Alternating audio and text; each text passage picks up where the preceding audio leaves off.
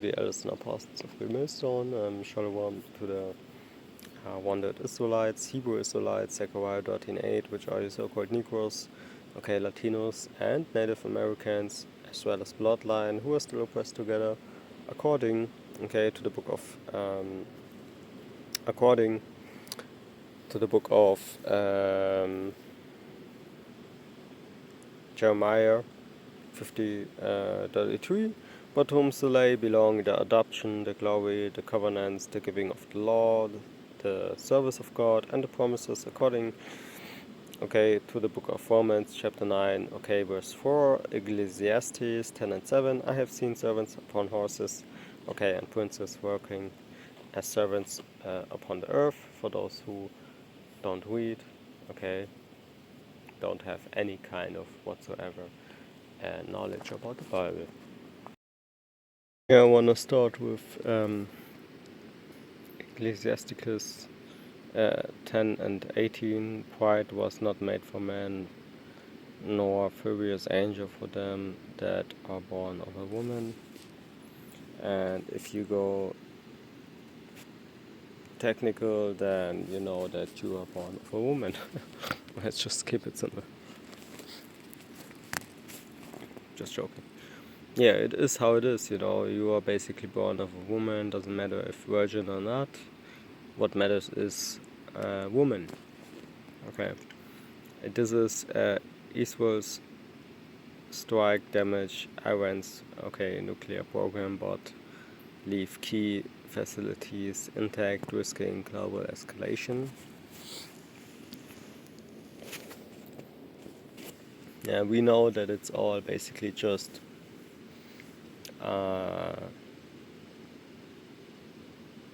heathen against heathen, heathen nation against heathen nation.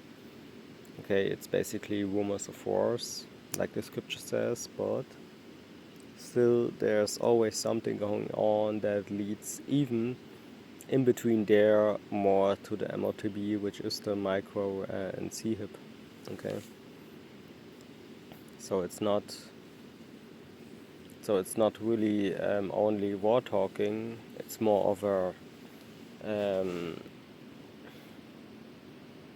manual script.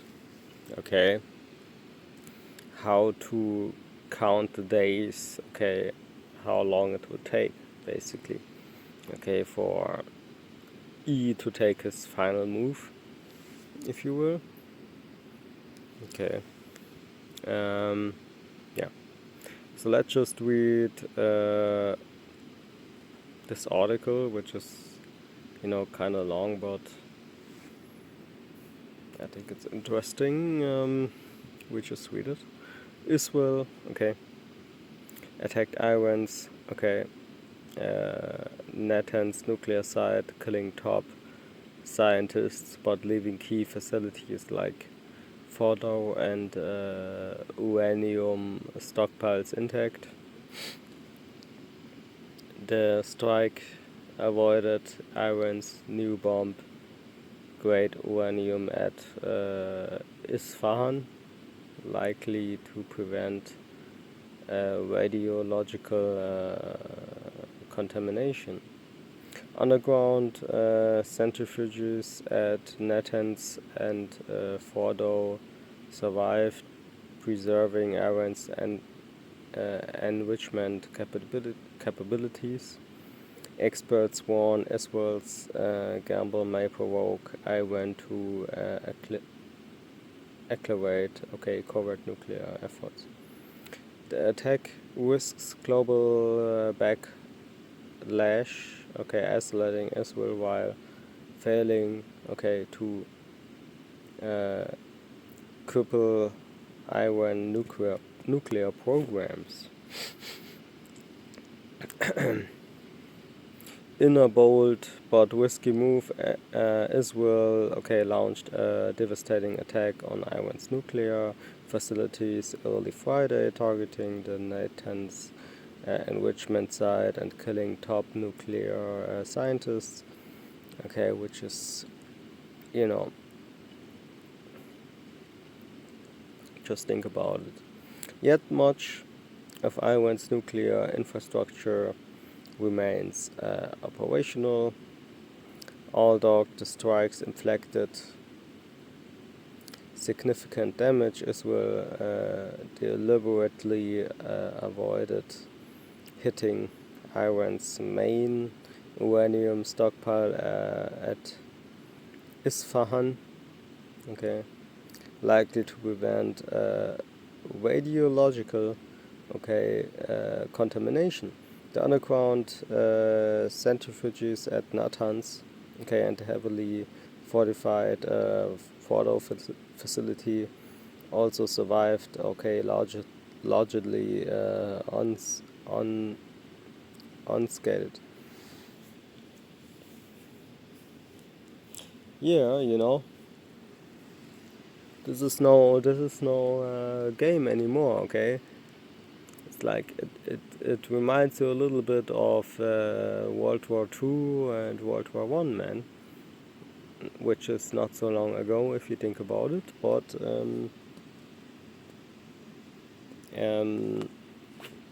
yeah, it is kind of long ago, but really, this time is just a matrix illusion of really what is not there, just a bad nightmare, a bad dream, basically.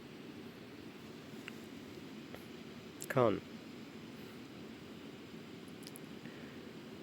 In a bold but risky move, Israel launched a devastating attack on Iran's nuclear facilities early Friday, targeting the Natanz enrichment site and killing top nuclear scientists. Yet much of Iran's nuclear infrastructure remains operational, although the strikes inflicted significant damage. Israel deliberately avoided hitting Iran's main uranium stockpile at Isfahan, likely to prevent radiological contamination. The underground centrifuges at Natanz and the heavily fortified Fordo facility also survived largely unscathed. The attack, which killed by scientists like Mohammad Mehdi Tehranji and Feridun Abazi, continues Israel's long-standing campaign to cripple Iran's nuclear expertise. But with Tehran's core capabilities still intact, Israel may have provoked a dangerous escalation with little strategic gain, further isolating itself on the world stage amid ongoing backlash over its actions in Gaza. Why did Israel avoid Iran's uranium stockpile? The most puzzling aspect of Israel's strikes was its decision to spare Iran's new bomb great uranium stockpile at Isfahan. Prime Minister Benjamin Netanyahu had repeatedly warned that Iran's enriched uranium posed an existential threat, claiming the regime could produce nuclear weapon within a few months. Whatever that means, because they already got nuclear weapons, but yet when Israeli jets and drones struck, they targeted only laboratories at Isfahan and not the fuel itself. We saw the fool there just recently, said Rafael Mariano Grossi, Director General of the International Atomic Energy Agency, EA, okay, confirming that inspectors had verified the stockpiles presents weeks earlier. Experts suggest, okay, Israel may have fear triggering a radiological disaster. The fact that Israel did not bomb a known uranium production facility at Isfahan suggests either that Bibi was worried the bombing might cause a radiological incident, or that they actually think this will lead Iran to surrender. Okay, which Iran, if you don't know, is Persia. Okay, but just history. Okay, but whatever. Its uranium stocks voluntarily. Okay, said John Wolfshall of the Federation of American Scientists. Bombing the stockpile could have released radioactive material, effectively turning Isfahan into a dirty bomb in a scenario Israel has historically avoided.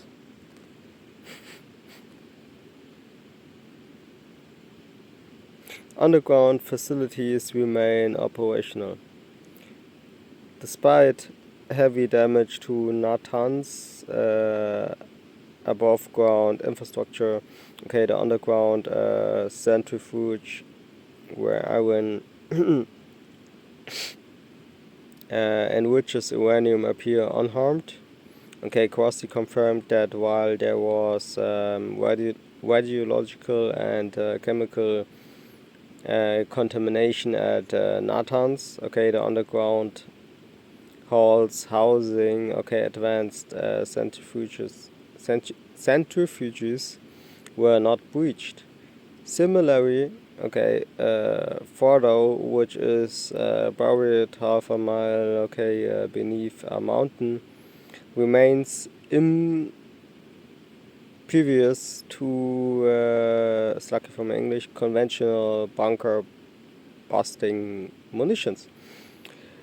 No damage has been seen at Fordow, Krossi stated, despite Israeli attempts to strike the facility, without US made super bunker busters, Israel lacks the firepower to destroy Fordow, leaving Iran with a functional pathway to further enrich its uranium stockpile. Israel's high-risk gamble. By targeting scientists, rather than facilities, Israel bet on crippling Iran's nuclear know-how. Among the dead was Feridun Abbasi, a former head of Iran's Atomic Energy Organization, who survived a 2010 assassination attempt, only to become more determined in advancing Iran's Persia's program. His death, along with Tehran's deals a blow to Iran's nuclear leadership. But experts doubt it will halt progress. Israel's intelligence is so intrusive that Iran has to worry about early discovery of any such effort, said David Albright of the Institute of Science and International Security. Yet, without destroying Fordow or the uranium stockpile, Iran could still accelerate its program covertly. The strikes have also intensified global tensions with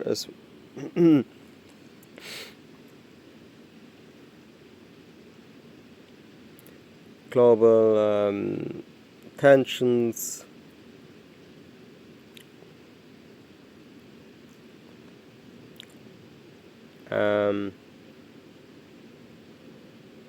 Slovakia, yeah.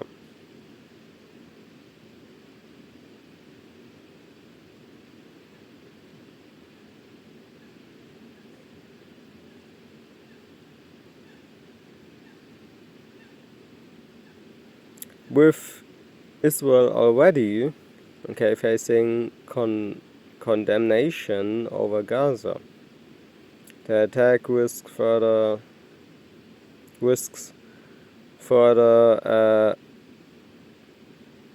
alienating allies and provoking Iranian retaliation.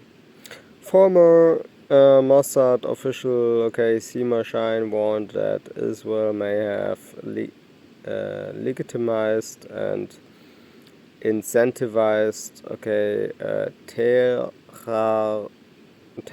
okay, to rush into a covert effort to build a bomb.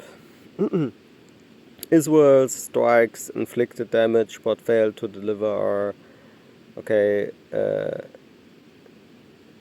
decisive blow to Iran's nuclear ambitions. Yeah, by sparing, okay, critical facilities, okay, Netanyahu may have avoided a radiological crisis. But it comes at the cost of leaving Iran's nuclear capabilities largely intact. The world now faces an even more, okay, volatile Middle East. It's like with Tehran emboldened to retaliate, and Israel isolated, okay, diplomatically. Far from neutralizing the threat, these strikes may have only delayed, okay, and dangerously, okay, escalated the inevitable showdown, okay, over Iran's nuclear, okay, ambitions, like I said already. But okay, yeah. So basically, you know, you have the week saying I am what? Strong. Okay, what is the week saying I'm strong? It is 2025 in one sentence, okay? But okay.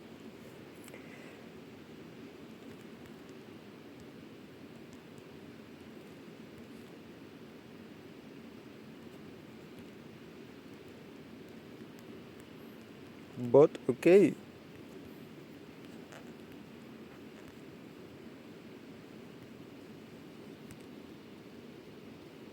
Yeah, in the kingdom there will be no fighting, and you cave people, okay, wearing a gun or a sword, okay,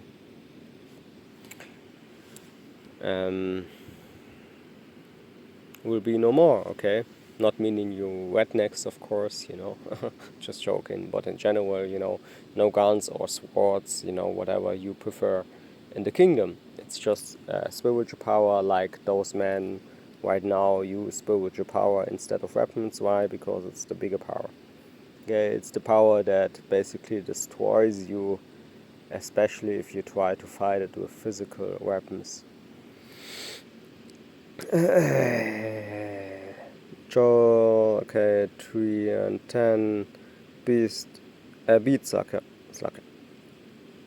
Beat your plowshares into swords and your pointing hooks into spears. Let the weak, okay, who's the weak? The weak is, I don't talk about it too much, but the weak might be, Iran, which is Persia. It might be India, okay, which is Elam, the nation of the Elamites, okay.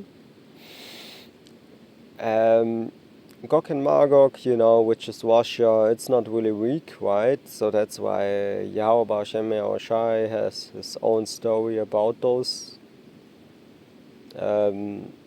humans, because they are still humans, okay, even if, if you have power over the West, you have to be some kind of superhuman, okay, but, still they are all humans, right? So, I know how that sounds, but, the scripture doesn't really give a, about what you think, Yahweh Hashem Yahushai said it right there, Israel is Israel and heathens are heathens, it doesn't matter really what you think, okay, it all goes down to you, okay, being a witness against yourself that, in the end they will all come against Yahushai, who is the one and only king. You see, so that's a witness in the end, okay, that, we are right if we say that you are just heathen, okay. If you would be Israel, then you wouldn't, in the end you wouldn't be how you are. Let's just say how it is, man. Okay. Khan. Okay, so there will be no war in the kingdom, but as it goes for now, there will be a lot of war and a lot of crazy stuff that you will see. Okay. Let's be honest, even the hopeful elect, man, okay, even I sometimes I just enjoy my dreams, man, because I know how hard reality will be in the future, man, and you people, you will not understand, neither you will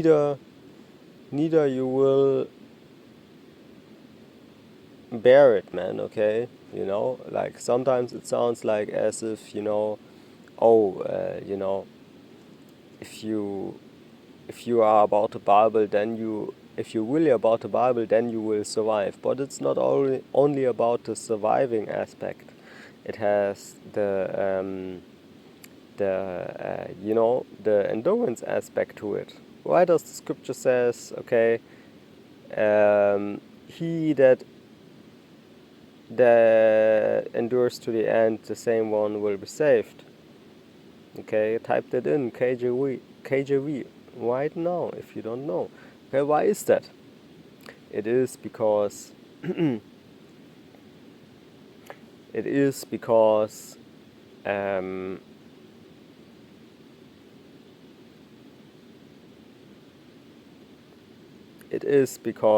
it's not only I just go there and I survive, I just pray over there and I survive, I just teach a little bit about the commandments and I survive, I just say here and there that I give double honors to the elders and apostles of Great Millstone and I survive.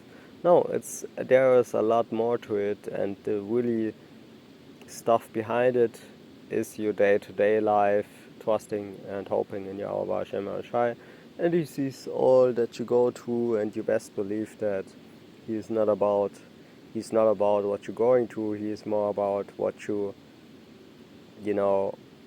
could possibly earn in the next world. Okay, this is the end of the story, the happy end, basically. So He sees your affliction day by day, and whatever type it is. Like I saw one title today. I love talking about titles.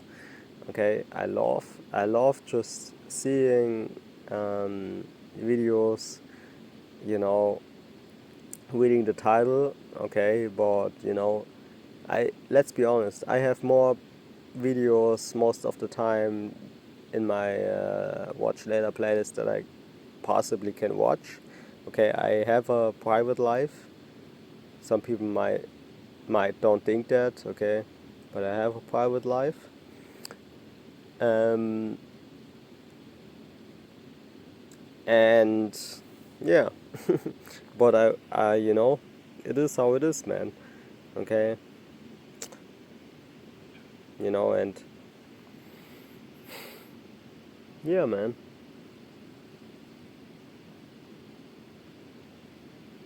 Like Yahweh Bar Shem Shai knows what like it's no comparison, okay? The next world compared to this world, it's no comparison, man.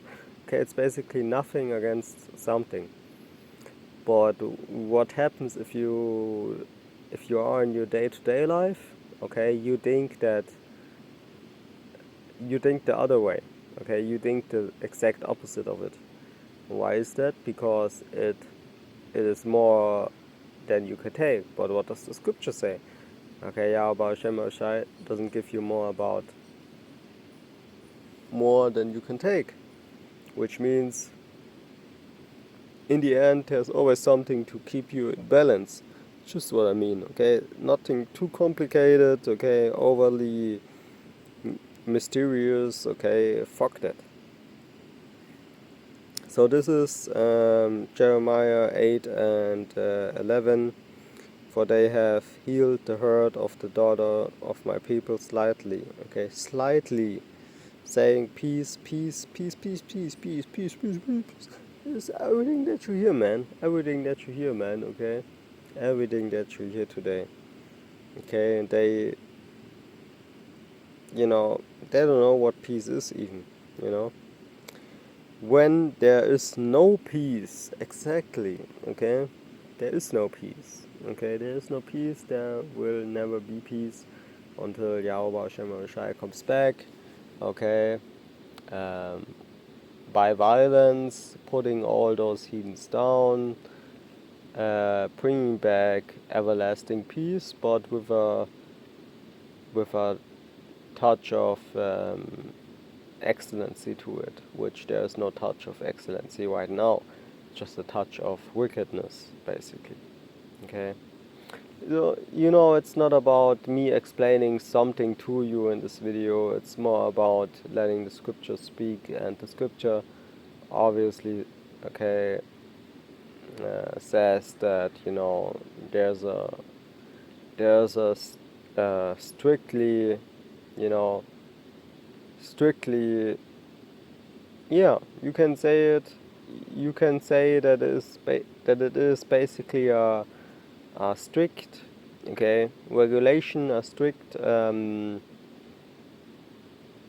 order how to see this world and how to perceive this world and how to continue in this world, man. Okay, there's always a positive side to it. Don't forget that, you know. Maybe you follow my videos and you know, and you see that I don't do videos like I did it before, like every day, most of the time. But even that all is temporary, man. Okay, everything is temporary. Okay, like quality over quantity, right? And that is even my new life motto. Okay, quality over quantity. Just shocking, you know. It's not so important for you to think about why are my videos not that everyday type of stuff like back then. You should maybe look forward to when I do videos, you know, day by day again. Okay. Is it that you know, okay, when it will happen? No. Is it the right time when it happens? Yes. Okay. Is it something that really matters? not too much. The official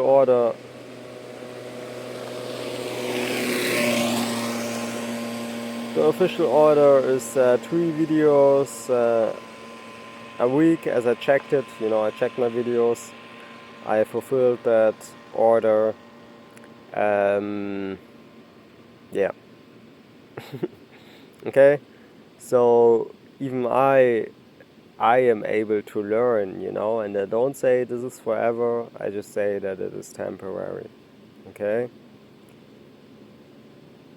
And nothing to say, really just keeping it how it is. I love to preach. It's more that I think about what I speak. Back then it was not always like that, but I think it was necessary, and I think it was a good amount of videos, a good quality amount of videos. Okay, but what I mean is, okay, that all what you see and all what you hear and all what you do is temporary. Okay, and who says that I will not start tomorrow again doing videos every day? Okay, even even doing double a day just to do back with what I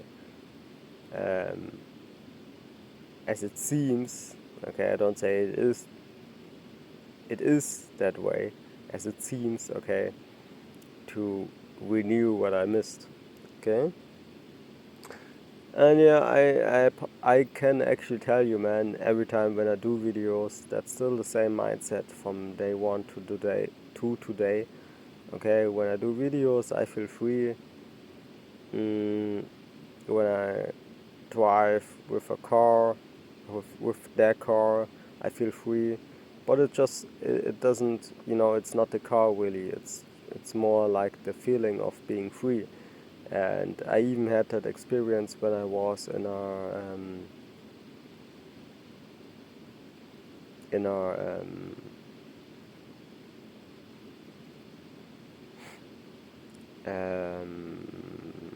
in a park. Okay, let's just say it how it is. In a park, okay, where you have families going to. So doesn't matter, man. Okay, free is free, and for somebody else, it's just having I don't know, a dog or a cat at home. Okay, he thinks that's his way to understand being free, and I don't judge it. Okay, what I judge is, okay, if you don't do the work, if you don't do the camp, which is a part of the work, and if you don't bring food, okay, and if you don't have love for the brotherhood, and if you don't try to keep things in order, okay, which I know that there's no official definition of order, okay, but the not being there, okay, not being there, I try to, is enough, okay, is enough. It's just enough, and you have to try it, and that's going off. Shalom. Double honors to the elders and apostles of Great Millstone. Double honors to the elders and apostles of Great Millstone, okay, to the bishops, and all praises to Yahweh, Baal Shem Yahushai, okay, Baal Shem Ukapadash. Okay, I hope this lesson was edifying, or at least information that was in it that you can take with you wherever you go. Okay, I know it sounds stupid, but at least I do videos basically more interesting, not too much videos, and really people who subscribe to me, okay, they actually, I know that most of them weren't watching all the videos that I did because it was just too much. And I don't say it was bad, but yeah, I have a personal life, I have a private life, and I have to take care of that. And it's not always the same. And like I said, it was temporary. Everything is temporary. Okay, doing not so much videos is also temporary. Okay, so you have no proof for nothing, so don't come around talking any kind of bullshit. Okay, what you have proof for is, hopefully at least, okay, what the official orders are. So shalom.